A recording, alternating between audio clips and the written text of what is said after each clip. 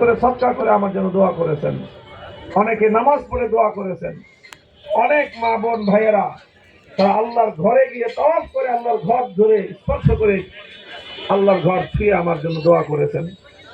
আমি দেখেছি যে মানুষের এই দোয়া এটা জীবনের সবচেয়ে বড় সম্পদ, সবচেয়ে বড় অর্জন। এটা অনেক সম্পদ কামাই করে রেখে গেলাম, বিশাল বাড়িঘর রেখে গেলাম, বিশাল সম্পদ করে রেখে গেলাম, এগুলো আসলে মানুষের দুনিয়াতেই কাজে লাগে না, পরকাল তো পরের জিনিস। কোটি কোটি টাকা আছে, কত মানুষ আছে ভোগ করতে পারে না, দুনিয়াতেই ভোগ করতে পারে না। টাকা কামাই করলেই সেই টাকা দিয়ে আল্লাহ সবাই কপালে সুখ রাখে নাই, সম্পদ কামাই করলে আল্লাহ সকলের কপালে সুখ রাখে নাই।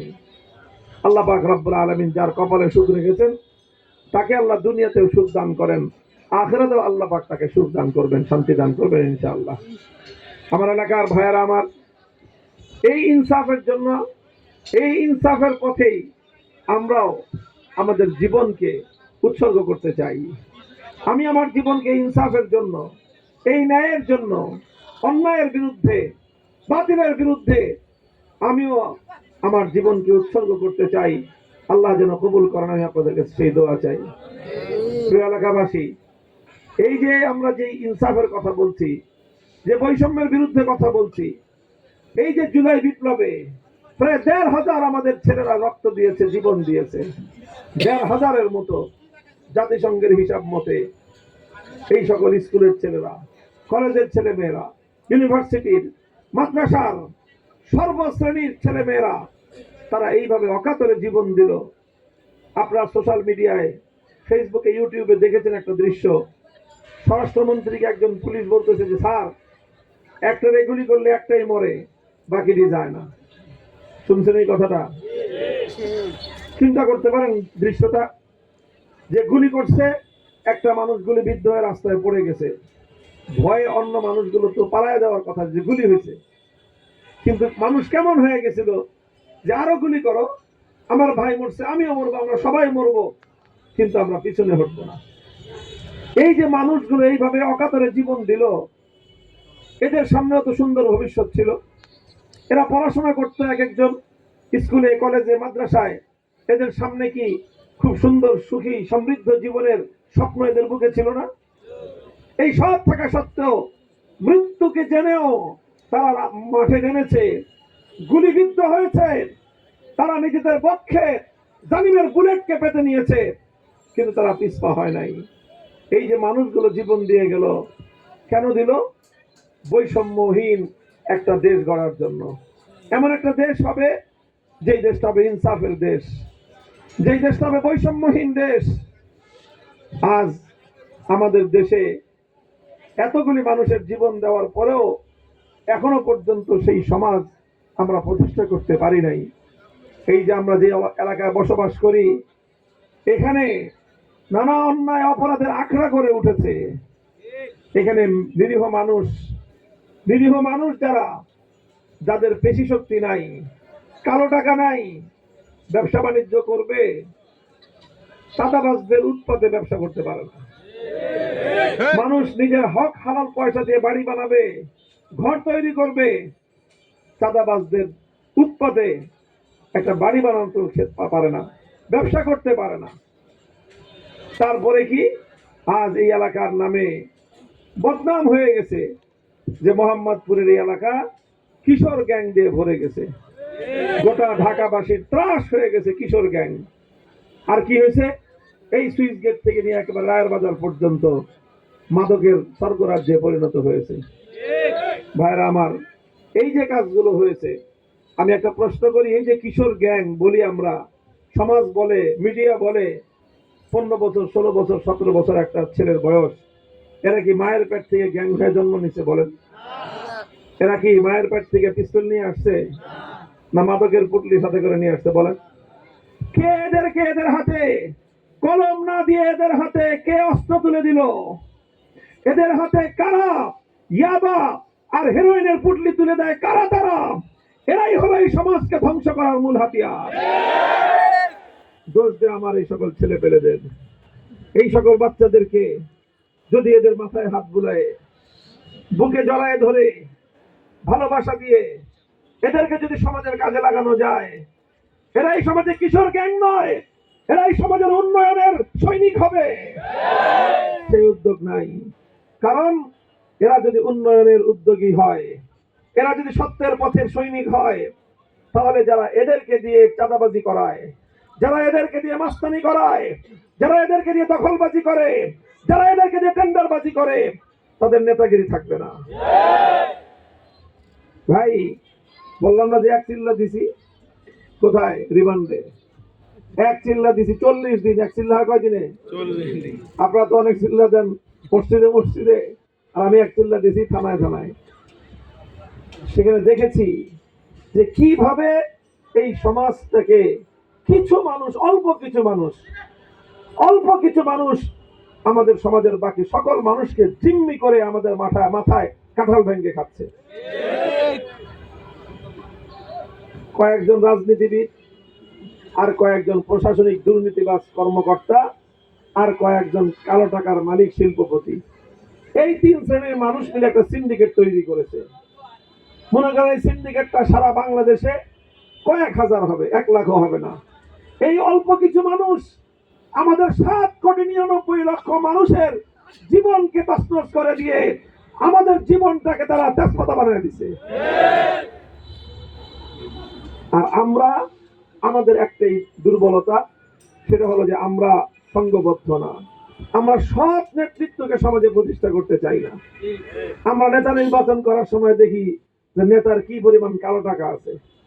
আমরা নেতার কাছ থেকে, আমরা অন্যায়ভাবে তার কাছ থেকে টাকা সুবিধা ভোগ করতে চাই।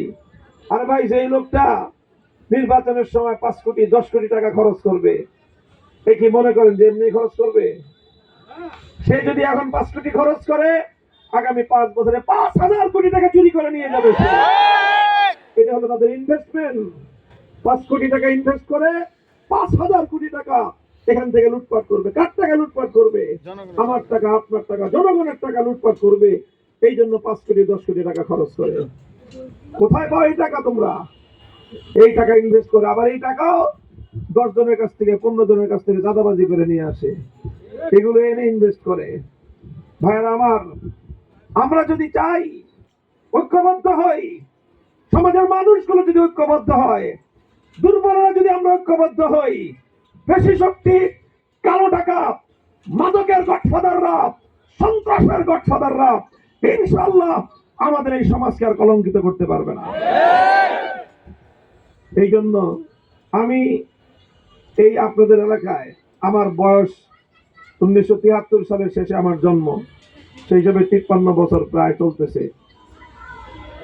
1986 সালে মোহাম্মদপুরে এসেছি। 1986 সাল থেকে আজ 2025 সাল, 40 বছর এই মোহাম্মদপুরের আমার বয়স। মোহাম্মদপুরের জীবন আমার কেটেছে 40টা বছর। আমরা যখন মোহাম্মদপুরে আসি তখন এইসব এলাকা মাটি সাটি তো কিছুই ছিল না। মোহাম্মদপুরের শেষ সীমানা ছিল 7 মসজিদ আর রিং রোড, শিয়া মসজিদ থেকে শ্যামলী, এর পশ্চিম দিকে আর কিচ্ছু ছিল না। গাবতলী থেকে তাকাইলে সদরঘাট পর্যন্ত বর্ষার মৌসুমে মনে হয়েছে একটা সমুদ্র, এই সমুদ্রের মধ্যখানে বসিলা গ্রামটা মনে হয়েছে একটা দ্বীপ, কিচ্ছু ছিল না। এরপরে আস্তে আস্তে আস্তে আস্তে এগুলো সব গড়ে উঠেছে। এই 40 বছরে 10 বছর এখানে পড়াশোনা করেছি, 30 বছর ধরে এই এলাকার সাথে আছি। ভাইরা আমার, আমি আপনার অনেকেই আমাকে চিনেন, অনেকেই চিনেন। আলহামদুলিল্লাহ, বাংলাদেশে এমন কোন জেলা নাই, এমন কোন এলাকা নাই যেখানে মানুষ দাওয়াত দিয়ে আপ্যায়ন করে সেই এলাকার মানুষের আমাদেরকে কথা বলার জন্য নিয়ে যায়। আমরা সেখানে মানুষকে দিনের কথা বলি, ন্যায়ের কথা বলি, অন্যায়ের বিরুদ্ধে কথা বলি, জুলুমের বিপক্ষে আমি কথা বলি। এই সকল কথা শুনে শুনে আমাদের শুভাকাঙ্ক্ষী বন্ধুরা তারা সবাই আমাকে বলতেছে যে ভাই, এই কথাগুলি মাঠে ঘাটে, মঞ্চে মাহফিলে আর কতদিন বলবেন?